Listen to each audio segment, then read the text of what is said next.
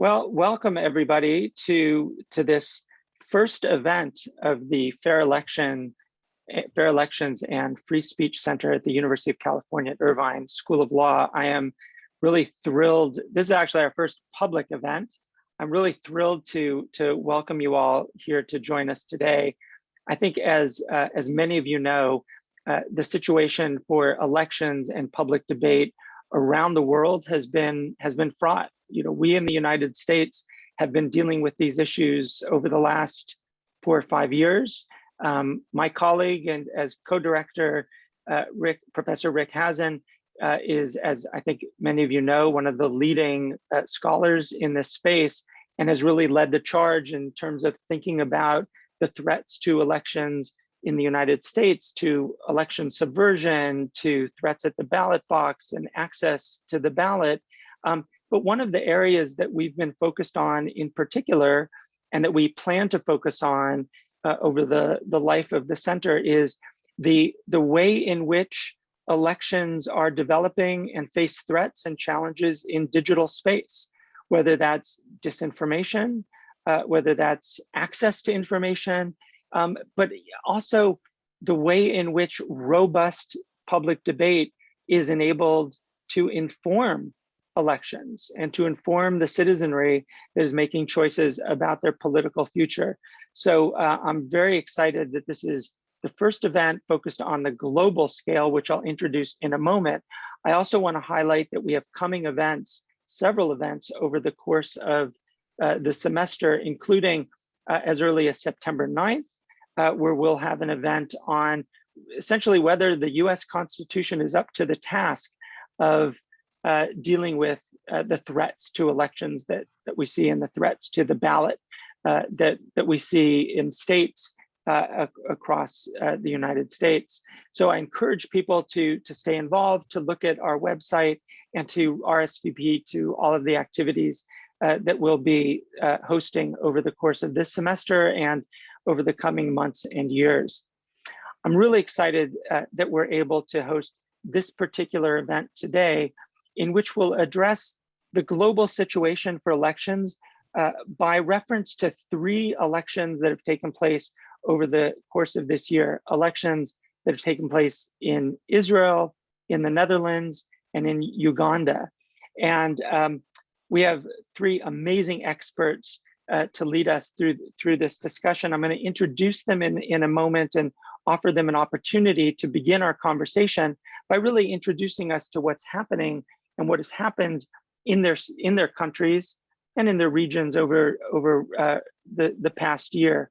And then we'll get into a discussion over the course of the next hour about possible solutions, responsibilities of governments, responsibilities of tech companies, and responsibilities of journalists and others for tracking these issues. Before we do, I just want to highlight that there is a Q&A function here on the webinar. I'm sure you are all old hat at webinars, given the pandemic over the past 18 months. But please, anybody who has any questions, please introduce them in the Q&A. And when we get to the Q&A portion, I will draw from your questions and introduce them to our panelists. So I'm going to briefly introduce our panelists first. And in fact, what I'll do is I'm going to introduce them one at a time and offer, as I introduce them, I'll give them the floor to address the issue. And our first speaker, going in alphabetical order, is Dr. Tehilla Shwartz Altshuler, who's joining us from Israel. And she's going to talk about this year's elections in Israel. Dr. Altshuler is a senior fellow and the head of democracy in the Information Age program at the Israel Democracy Institute. She is a senior fellow at IDI. She's head of the Institute's Media Reform Program. And as I said, Democracy in the Information Age program. She holds a doctorate in law from the Hebrew University of Jerusalem and completed her postdoc studies at the JFK School of Government at Harvard University. For those of you interested in these issues and in learning more, you could look at her website and look at the website of the Israel Democracy Institute for more information. Tehilla, let me turn it over to you first. And then we'll go to Lillian and to Alice to discuss the respective situations that they're going to introduce as well. But this year's elections were sort of the most recent elections in Israel after we've had several elections in the last several years. And they were somewhat landmark in the result, of course, in the fact that we have a new government in Israel. Could you tell us a little bit about what you observed, both in terms of the elections, how they unfolded, in particular, how they unfolded in digital space? Okay, thank you so much, David, for having me this evening or this noon for you. And hi, everyone from Jerusalem, the holy city of Startup Nation. Sometimes people tend to think about Israel as a very digital sphere. It is partially true, though some of our, I would say, senior decision makers sometimes suffer from digital ignorance, not understanding fully the outcomes of their deeds, specifically before elections. So as David mentioned, the election campaign of March 2021 was the fourth in a row within 2 years. This is an unprecedented phenomena in the history of the country of Israel. And obviously, the digital uses of, or the digital tools that has been used got more and more complicated, more and more sophisticated from one election campaign to another. I would start by saying that Israel is a rather small country, which is I would say, an island economy in the sense of its media uses. We talk a very unique language. We cannot exchange ideas with, I would say, neither the Arab world nor the English-speaking world. That's why we have quite, I would say, a limited traditional media landscape. It's rather concentrated and rather poisonous if you want to judge by thinking about the fact that during this elections, this election campaign, the Prime Minister, who was one of the, I would say, most prominent nominees, was facing criminal charges together with the editor of the most widespread newspaper in the country, trying to conspirate, I would say, the media market in Israel. But what I was thinking to talk about tonight or this noon is not exactly traditional media, and even not its, I would say, symbiotic relationship with the digital sphere or the digital media, but rather about digital tools being used during election campaigns. And if you don't mind, I'd like to share some slides with you. Just because it helps me to concentrate, or maybe to come up with a couple of ideas that I had. So if we want to talk about, I would say, the digital sphere, the easiest thing is to talk about the internal influence or the internal manipulation before elections. This is a New York Times piece written by Ronen Bergman, who was an Israeli journalist, and that was the first election campaign. It was March 2019, and all of a sudden the Israelis have realized that their political nominees are trying to engineer the elections in the sense of creating avatars, bots, influence networks, and so on and so forth. We all know those techniques, but I just wanted to show how we've been going with those attempts to hide behind avatars and bots and all those beautiful creatures in order to create influence on public opinion. But here I want to go just for a quick second to America, because we in Israel are really looking up at America when we think about election campaigns. So 2016 was a huge, I would say, surprise, maybe intelligence surprise. And all of a sudden, even the Americans understood the notion of virtual collusion. You don't really need to sit in front or around a table in order to create this echoing of the Russians and local forces and influence public opinion. On 2020, something a little bit different happened in America. It was not the foreign interference anymore. The virtual collusion all of a sudden took, I would say, a slightly different angle. It was a virtual collusion between mainstream social media and, I would say, a borderline social media like 4chan, 8chan, Reddit, and after that even Parler. Okay, so that was America, and it's important for me just to talk about it just in order to frame the Israeli case. So it's not only internal influence that has been very prominent in the Israeli election campaigns. Here we can talk about foreign interference. And I don't know if I'll be able to do that, but I am going to try to open up a website. Let me see if you can see it now. I just opened it up so that you can see it's totally live. Okay, can you see it now? It's called the Black Banners Movement, and it's fighting for democracy in Israel.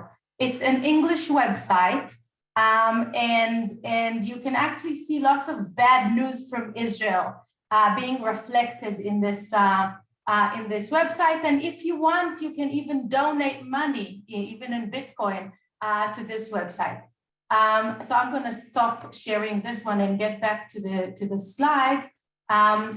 This is an Iranian foreign interference website, and it's still live, even though we at Fake Reporter, which is a volunteer-based NGO in Israel that we have founded about a year ago, we have found out connections between this website and the country of Iran. We've done that using many techniques, but what's very interesting about it is the fact that it was not only a website.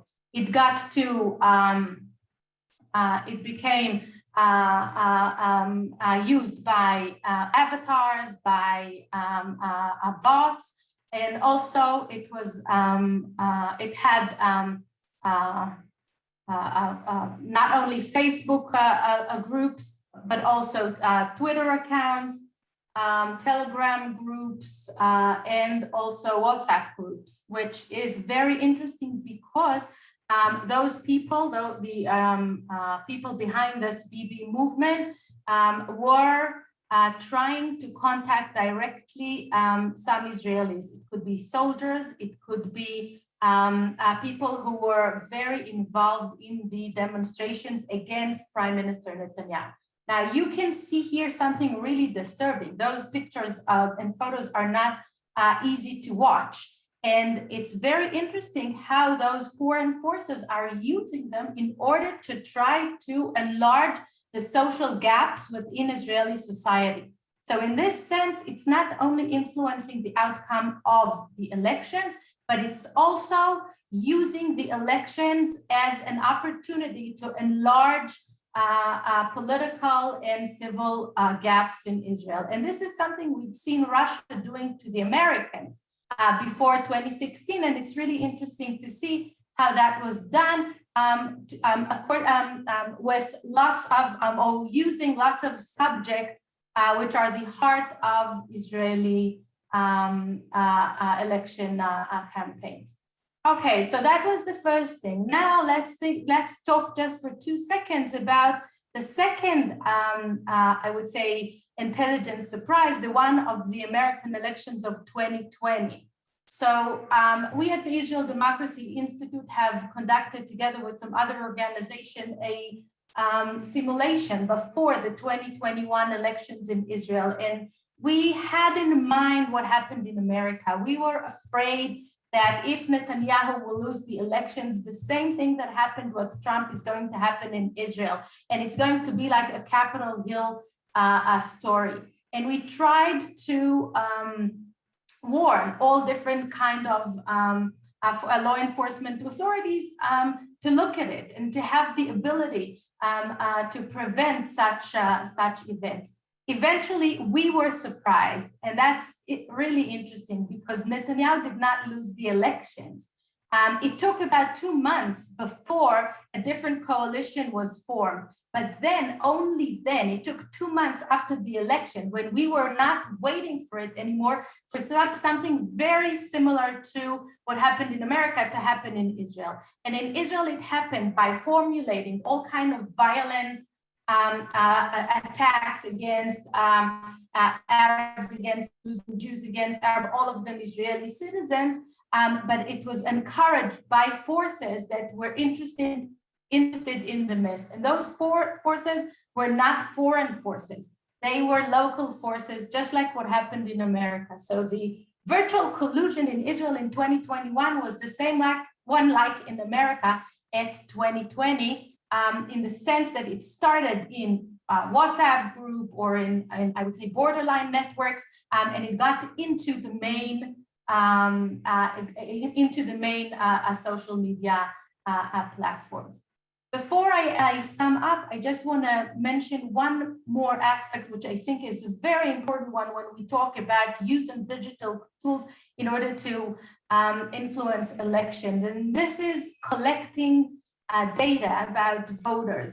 As I said before, we've been experiencing four consequencing election campaigns. In each one of them, the political parties got more and more sophisticated, I would say, in the quality and quantity of data, of voters' data that they were holding, that they were collecting against Israeli very outdated privacy laws. And it got to the fact that all our entire voter registry was leaked 2020, and think what a damage this is for a small country like Israel. Think about all the de-identification that can be done with that when you think about different data sets and data lakes. It got to the point where even Facebook became the great keeper of privacy, and it suspended Prime Minister Netanyahu's chatbot on Facebook, where it tried to collect personal data against the law. The last point I want to make is another one, which is the transparency rules, which are so necessary when we think about a world of paid advertising, of avatars, and so on and so forth. Here, the Central Election Committee, the Israeli Central Election Committee, got into place and kind of fulfilled its role by forcing political parties to give some kind of a sign when we talk about digital content that was paid by them. So I think that would be enough for now. And after that, we'll talk a little bit more about solutions. Thank you. Great, Tehilla, thank you so much. That was really a robust and also I think a presentation that reflected a lot of what others are seeing. It will certainly resonate with people who are watching elections and digital space in the United States, but certainly elsewhere as well. So next I want to turn to Lillian Nalwoga. And now Lillian, who this is the second meeting we've been on together today, because Lillian is a member of the executive committee of the Global Network Initiative. Lillian today is programs manager at the Collaboration on International ICT Policy in East and Southern Africa, CIPESA, and founder and past president of the Internet Society Uganda chapter. She has been involved in these kinds of issues, digital rights, for many, many years. And Lillian, I'm really glad that you're here.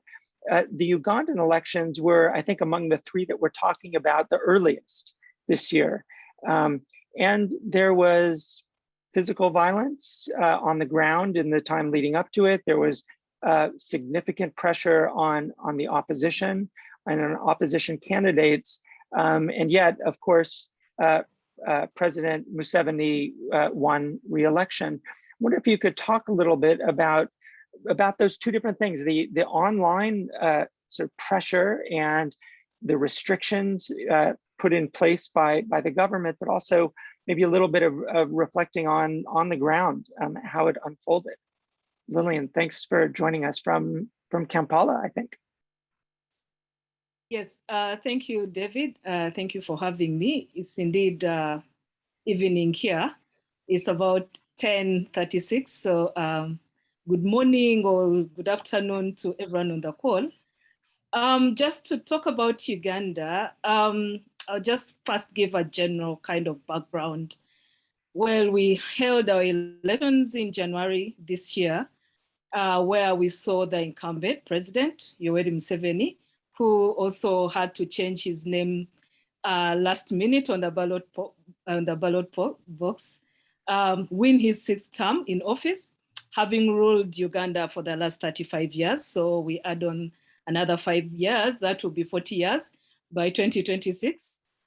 The polls were held amidst the COVID-19 restrictions. And again, why this was because, of course, the public health issues. The Electoral Commission banned, first of all, physical campaigns, which meant that candidates had to utilize different media platforms, whether it was digital or having to use the traditional media, radio, television, and the like. A bit of background, Uganda, we are a landlocked country, meaning that we have to rely on different aspects for in terms of infrastructure to access internet. So yes, having campaigns being run on digital platforms was one of the hindrances to, participating in the elections.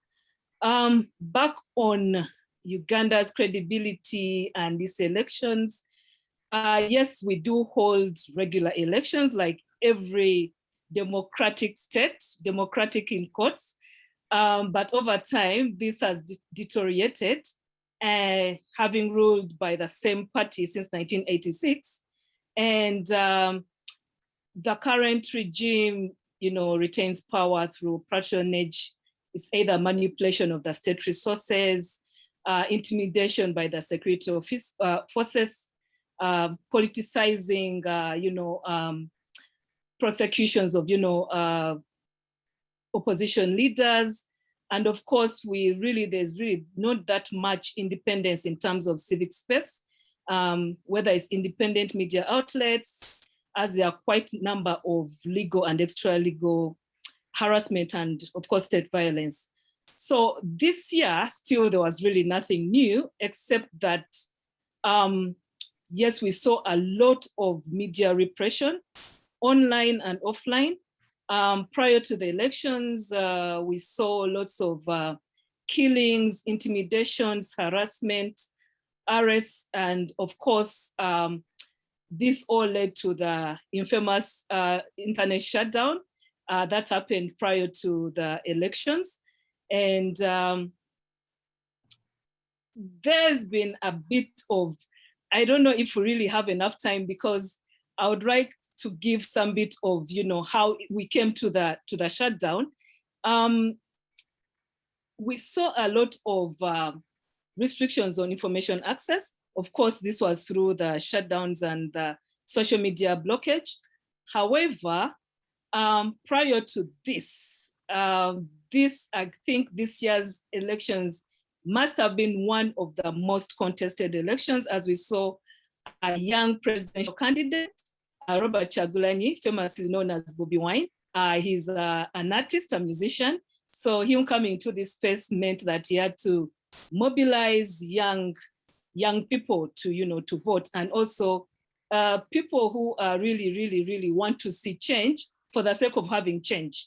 So during this, there was a lot of manipulation of content, content manipulation, either whether it was from pro-government entities or it was on government entities.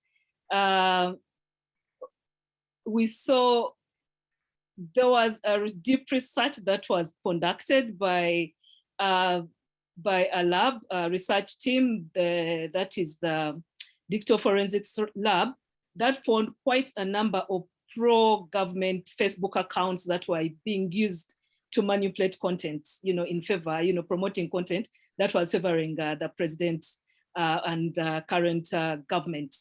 And what this meant was that, most of the content that was being made was, you would find 10 accounts tweeting or sharing the same information.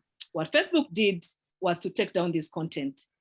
And rumor has it that in retaliation, in fact, it's not rumor, it's facts that our beloved president had to say that, you know what, Facebook cannot come and dictate to us how we should run our digital platforms.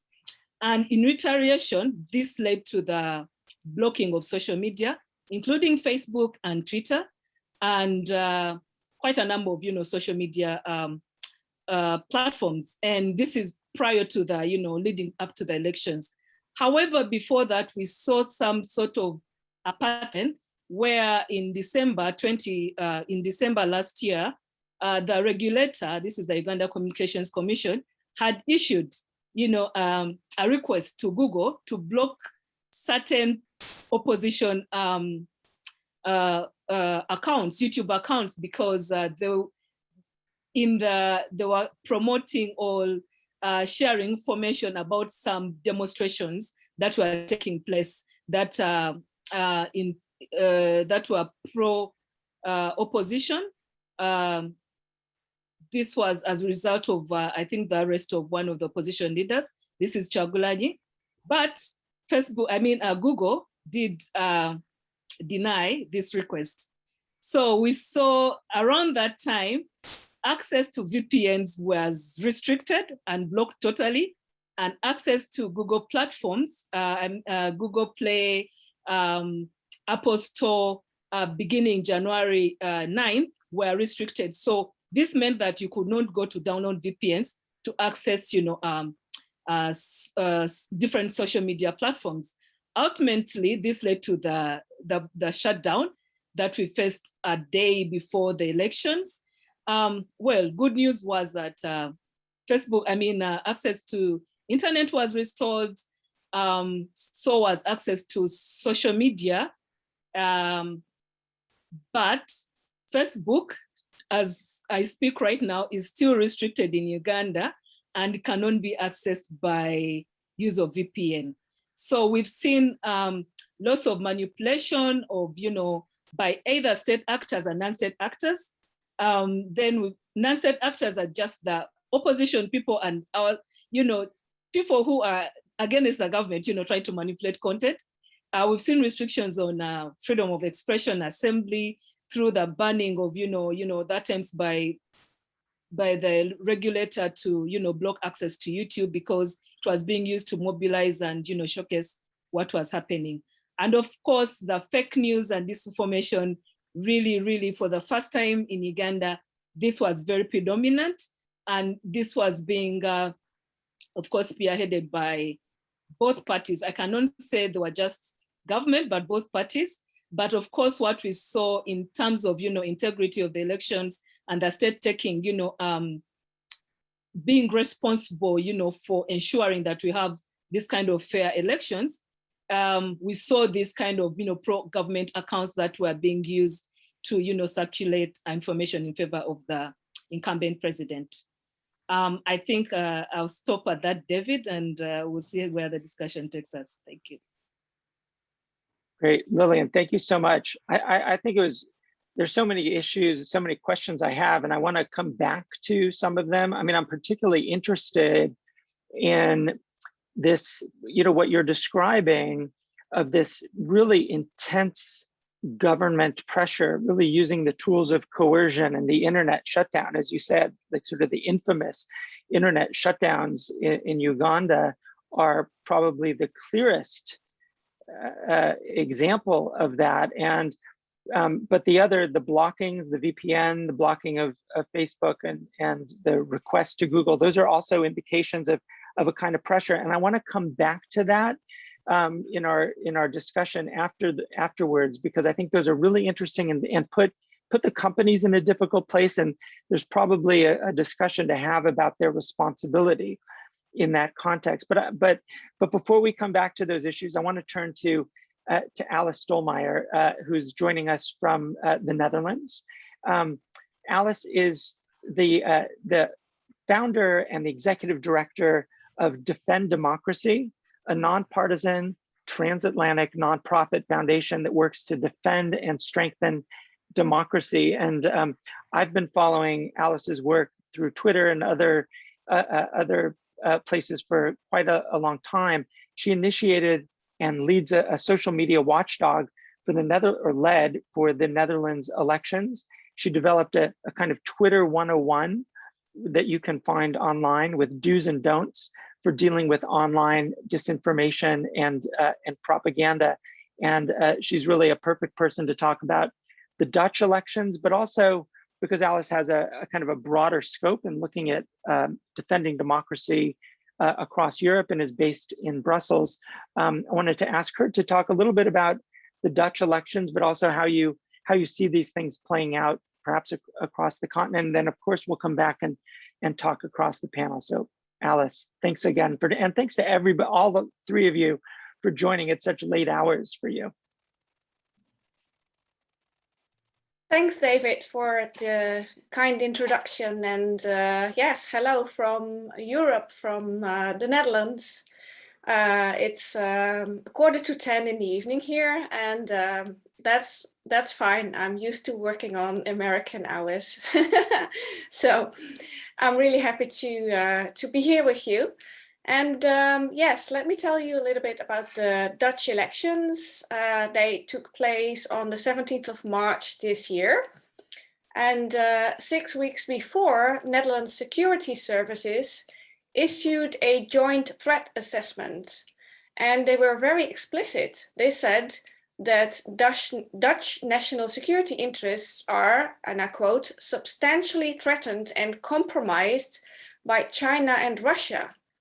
And among their most used means are influence and interference, including disinformation, end of quotation. So a few months before the elections, at Defend Democracy, together with a partner, we started monitoring social media for organized manipulation and disinformation campaigns. Unfortunately, we discovered a lot. Maybe not a big Russian troll army, although you never know who might be behind the campaign. But in the end, we were shocked by the number of campaigns we saw. Looking back, what stands out most is the high number of so-called false flag operations. It's a very cynical trick that is more and more well known, yet social media users keep falling for it.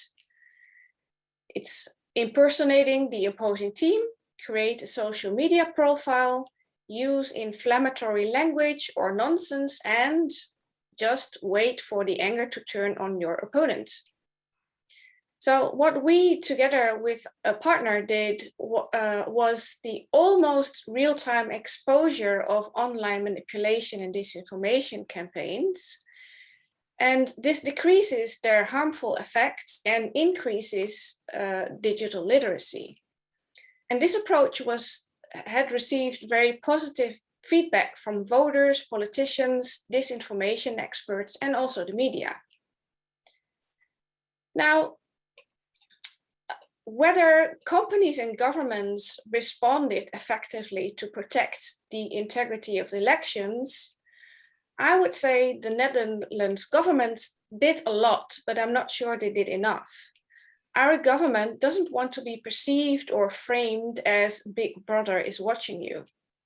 So they did develop policies, they assigned to other parties the development of a voluntary code of conduct for politicians. They outsourced detection and awareness campaigns to external parties. But apart from that, I don't have the impression that our government was proactively taking their own measures to prevent unwanted interference and harmful disinformation in order to protect our democracy. I haven't seen deterrent actions like raising the costs of interference with countermeasures or more strategic communication. And I think that's a missed opportunity, because I'm all for a whole of society approach, but countries should not outsource a matter of national security to external parties. Now, for the companies, they try to do a good job, but I felt that often it was more about public relations than a genuine effort at protecting democracy. For example, Facebook advertised about the preparations it was making for the Dutch elections, and their teams working on safety would have tripled to 35,000 people. However, a fact check showed that the number of active fake news fighters who were exclusively concerned with our elections could be counted on two hands. So it's clear also from other reports that tech firms are assigning less resources to election security in smaller countries. And it's high time that they start offering equal election protection to their users worldwide. More importantly, that they not limit this protection to elections only, because information manipulation by foreign and domestic actors takes place 24/7 and all year round. Now, were online issues like this important in our election? Well, when strictly speaking about elections, I would say online issues have played a less obvious role in the Netherlands than in the 2016 and 2020 US elections. However, when looking at democracy writ large, there is definitely an increasing polarization of our society. And a recent overview of empirical research shows that digital platforms are key facilitators of polarization, which of course affects democracy. And think about it. If there is one thing that and foreign interference and domestic populism and tech platform business models have in common, it is polarization. So as long as tech platforms have polarization as their business model, it can and will be abused by authoritarian adversaries to further polarize our societies, which means that our public debate, our shared reality, and therefore our democracy remain at risk until we change that business model. So let me conclude my opening remarks by urging democracies to team up and disrupt polarization as a business model for tech platforms and as a vector for hybrid warfare. Great, Alice, thank you so much for that. And to start our Q&A, why don't I go in reverse order, and I'm gonna stick with you and ask you a kind of follow-up question that I think will be similar to the kind of follow-up question I want to ask your co-panelists. So, you mentioned the role that the Dutch government and also that other governments can play in this space. And I wonder if you could talk, including focusing on polarization and the business model. But I'm wondering if you could reflect at all on some of the ramifications of that and what you think that actually looks like in terms of more robust government role here. Does it mean, for example, on the business model side, does that mean the Dutch government working with other members of the European Union and with the European Commission to develop an approach to kind of consumer and voter protection that has a kind of business model angle to it? Does it involve, I think in perhaps a risky way, involving the government in identifying disinformation or disinformation campaigns? How do you see this? How do you see the role of government, particularly in democracies, in dealing with the kind of threats that you're highlighting?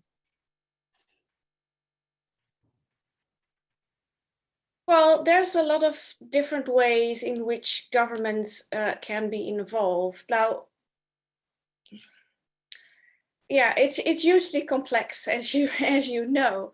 I think as I mentioned, our government is really cautious not to be seen or framed as being Big Brother is watching you, and this is partly because of some public debate we had a few years ago, and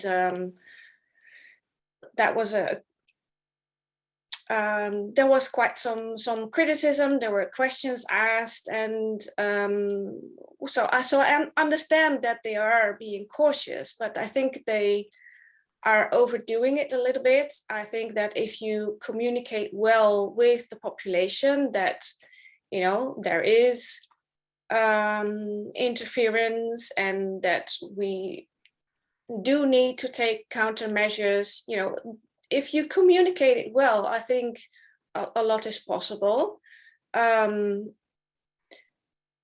I definitely don't think that, as I said, that outsourcing everything to external parties is the solution. I also don't think that governments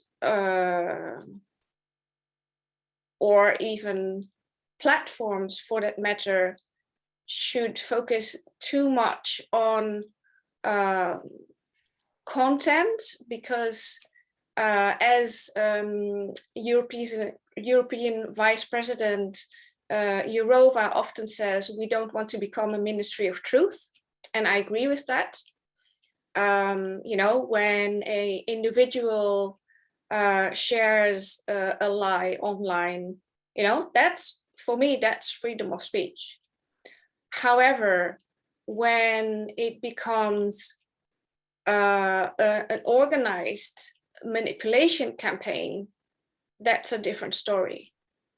And especially when there are bots and fake accounts involved, well, that's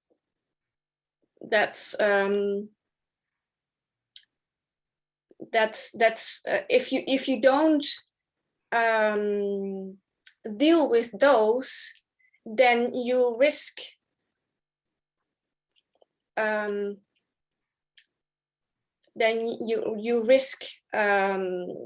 freedom of expressions of actual individuals instead of protecting them. So you do need, if you don't tackle disinformation, then you don't defend democracy. And yeah, to get to answer one of your questions, so how to disrupt the business model? I don't know if it's doable, but I have thought and wondered many times whether you know, perhaps it could work this way. I would love to see public alternatives to internet and to browsers, platforms, and even devices, where the profit and data-driven business models are replaced by transparency, accountability, privacy, and so on, and democratic checks and balances. And I think if you do that, you wouldn't even need to ban or censor commercial versions. Just offer all citizens access to public alternatives. Yeah, Alice, thank you for that. And you know, on this last point, there's been some really interesting work done by Ethan Zuckerman at the Knight Foundation recently, and thinking about how do we think about a kind of model that draws from, you know, public broadcasting and public service media, and applying that in digital space. I think that's a really interesting approach. I want to ask Lillian a kind of similar question, but it arises in a little bit of a different way, because Lillian, you indicated that disinformation and fake news have become really significant problems in Uganda, and yet, you know, you have a government that might not be an ally in dealing with that. And I wonder how you think about that problem. Like, is there a responsibility for government in dealing with disinformation, or because the government is is a part of the problem, you have to look elsewhere for support in dealing with some of these problems that both Alice and Tehilla are highlighting in, in the Netherlands and Israel, respectively. Thanks, David. Yes, when you look at disinformation, it's not just coming from government, but I mean, it's just everywhere. Everyone can be participating in it. However, the only problem that we see is we are dealing with a government that is not that much pro-people. It's more of a government that is just an entity of particular, say, it's like a circle of friends that, want to run things the way they do. And there is a challenge, yes. We've seen it coming to deal with this problem by either issuing harsh notices of takedowns, or we are going to get you through, either passing, regressive laws or, pieces of legislations, or coming up with ridiculous kind of, frameworks that really do not work, or even trying to use different legislation that's not meant to deal with online platforms or online media. However, we are also seeing a problem with the way companies are dealing with this kind of, issue. I mean, when you're operating in spaces like in states that are undemocratic, and you just go to look at the problem as a one-way street, case in scenario, what we saw, what Facebook and Twitter did in regard to taking down the pro-government accounts, yes, it was called for. However, they do not address the problem, because there was a lot of more information, misinformation and fake news that was circulating. So how do you deal with that? How do you, come to say that, we want to operate in your country? And again, we've seen Facebook has invested a lot in Uganda, in Africa. In Uganda, I think it has even invested in cable infrastructure in the northern part of the country, of course, working one of the telecoms here. However, on the issue of content moderation or regulation, whichever term we want to use it, I think is failing in a way that it is caught in the game of the government. And again, when you look at how, our president phrased why he had to order for the blocking of, this platform, he called their actions as arrogancy. He stated that, and I will quote because I wrote it down. He said, if you want to take sides against the NRM, then that group should not operate in Uganda. You see, this is a very strong statement. Facebook is not just about the content that we post, but to many Ugandans or even many people in Africa is a way of living, of accessing information that now we've gone to the extreme of, using VPNs to be able to utilize Facebook. And we've also seen, government utilizing Facebook, even when it's blocked, they still have these pages where they share information. So I think the arrogancy comes from both sides, that, there has to be some sort of, unbiased way of dealing with things. Yes, in terms of, say, I know Facebook is invested a lot in, trying to get people to understand about their community standards. I know they've held quite a number of workshops here in Uganda on how, Facebook standards and all that.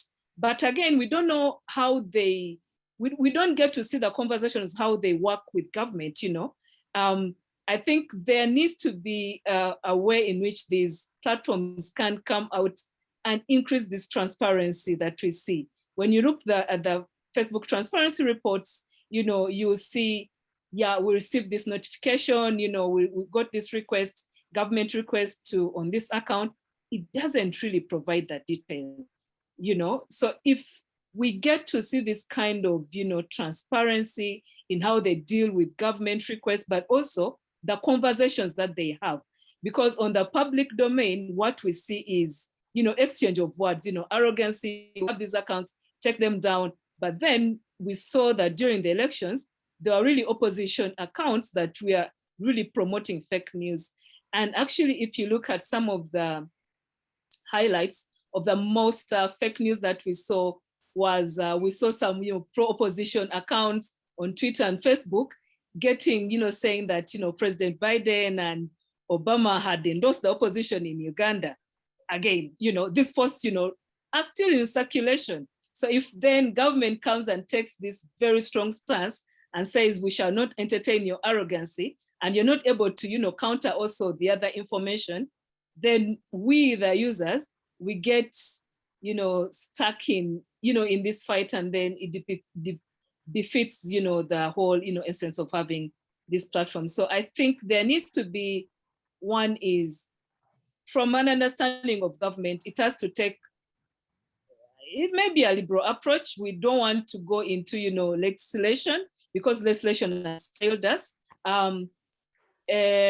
We've seen, although I'll jump out of Uganda, we've seen legislation like in Kenya right now, they are getting, platforms to register. If, if a company is using your, if you have a digital presence in Kenya, you're supposed to register locally, and then that way, the local legislation will, you'll be able to comply to the local legislation, which is not the same case in Uganda. So I think, to go back to the question, there needs to be some bit of, balancing, for the sake of the public good.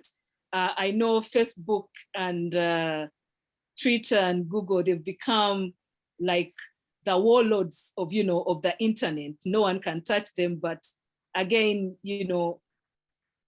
we are stuck at that kind of phase of, government and the social media platforms. So transparency in how they deal with these requests, but also how they deal with government is very, very important.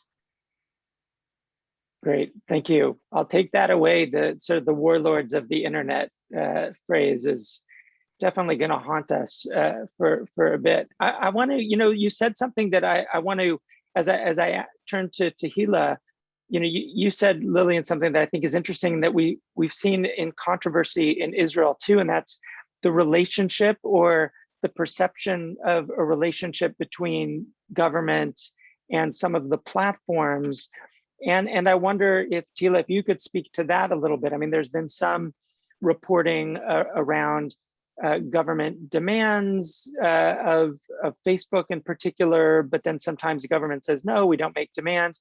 I wonder if you could reflect on that, but also, in going back to the initial question, what is government to do in the face of these different threats to elections that you see online and to the information that you shared in your own presentation? Okay, so first of all, I want to refer to the fourth question that we were asked. Is there any hope? Someone was very depressed, one of our viewers. So I think the first thing we need to understand is that facing the influence on elections via digital means is one of the biggest challenges of our generation. Once we understand that, then we can start crafting all kinds of solutions. But before we even start the discussion, we need to realize that. And I think that in this sense, the ship has taken a turn. Maybe it took a little bit, or maybe a couple of years after the elections of 2016 in America, in what happened in Europe. And there is some kind of a vast understanding now that there's a need for some steps or regulatory steps to be taken. So I want to refer to them. First of all, transparency laws are, I would say, the low-hanging fruit here. More notice on ads money that is going to the platforms. Targeting people for ads money is an important issue. What I have suggested in Israel, and I really hope it is going to be accepted, is a little bit deeper transparency from the sides of political nominees, not only from the side of the platforms. For example, you have the responsibility to mark any avatar, bot, message that you paid money for, even if it's not ads money. Because what happens in the platforms is that most of the influence is being done not by ads money. So that would be the first thing. The second thing, I think, is privacy regulation, or better privacy regulation with respect to elections. You cannot target people, for example, according to their emotional weaknesses in order to deliver political messages. And this is something that we can certainly do. And the blame here, or the burden here, again, is going to be on the shoulders of political nominees and political parties. I wouldn't go for content legislation. I wouldn't go for fake news legislation. I'm very worried about it, because eventually it is going to be politicians who would decide what's true and what isn't true.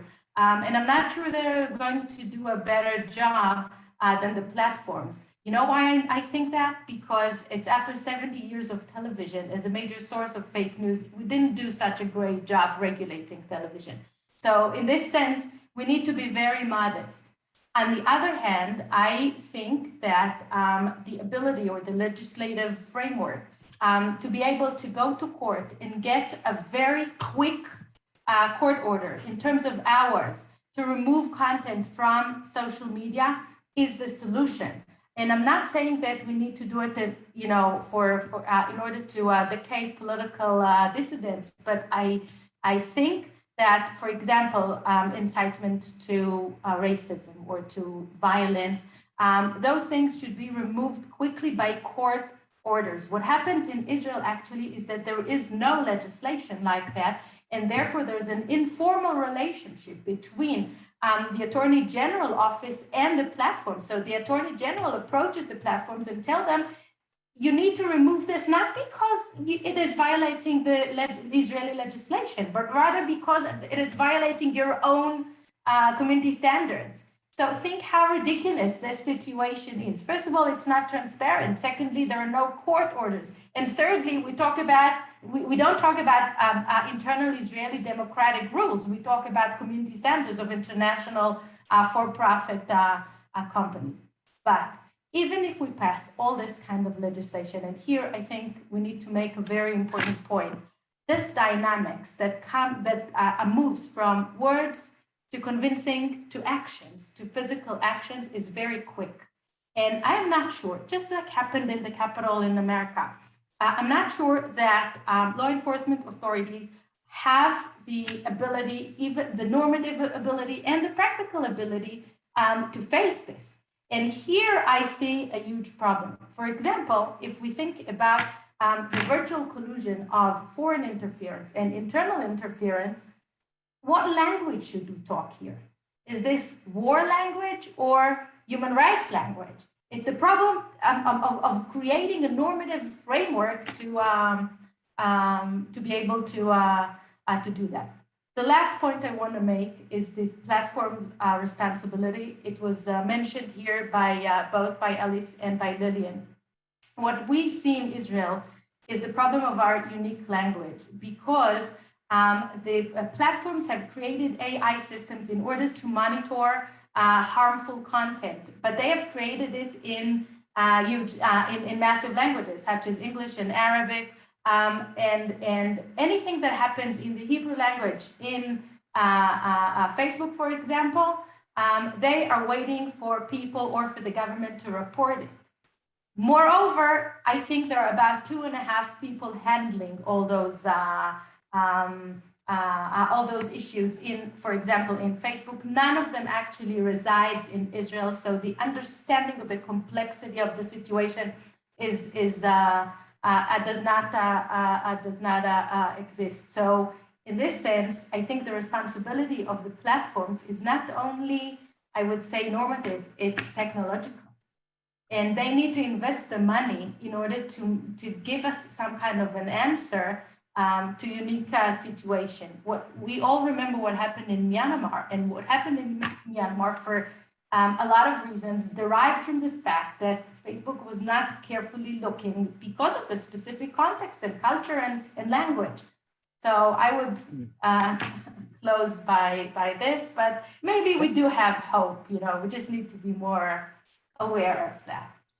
Well, I mean, Tehilla, thank you for that. Let me just, we're at our hour.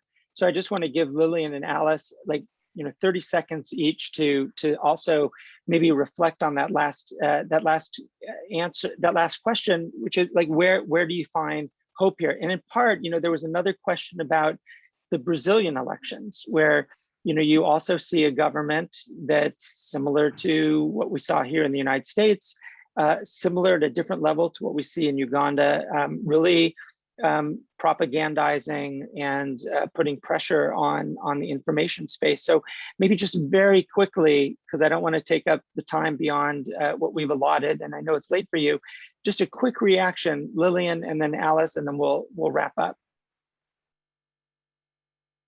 Thanks, David. In terms of, I'll start with the last one, is there any reason to be hopeful? Right now, for Uganda's case, I would say no, because we, the users of these platforms, are stuck in a war between the platforms and government. So what can we do? We have to rely on other entities like, VPNs. Luckily, they are no longer that much restricted, but of course they keep restricting the most commonly used ones. In regard to, so the situation is still, we're not that hopeless, but again, we see with a government that's a system that has been, in power for 36 years and another 5 years added. And even right now, we're already seeing, people campaigning to elect the same person come 2026 is quite alarming. So we hope that perhaps, right now with the COVID-19 pandemic and how, digital platforms have been, utilized and adopted, and with a whole push, for digital inclusion, there may be, some bit of, change.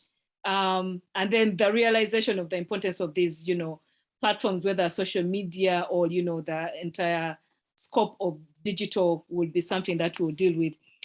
In regard to disinformation and freedom of expression, again, if you're coming from a restrictive environment, Brazil and Uganda, they are sisters from a different mother, I guess.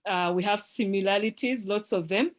I guess there needs to be a lot of pushbacks, from whether it's civic actors, but also, platforms need to find a way of, dealing with certain, some of these issues, not necessarily, sitting in Silicon Valley or wherever in Dublin and, deciding that this is the most appropriate action we can take. There has to be a bit of, involving, different actors. And of course, back to the point I raised of, engaging more of being open, what do you discuss with government that, gets you to go into this kind of, fights. Yeah, so I'll stop at that. Thanks. Great, thank you, Lillian. And Alice, last word. You get the last word if you can keep it brief, only because I know we've gone over time a little bit here. Yeah, thanks. Well, my hope lies in democracies teaming up for urgent democratic oversight, transparency and accountability of big tech. And very important is that they, apologies, that they are aware that the big tech lobby is very much behaving like fossil fuel lobby. So in Europe, they are outspending even big pharma and fossil fuels in lobbying the EU.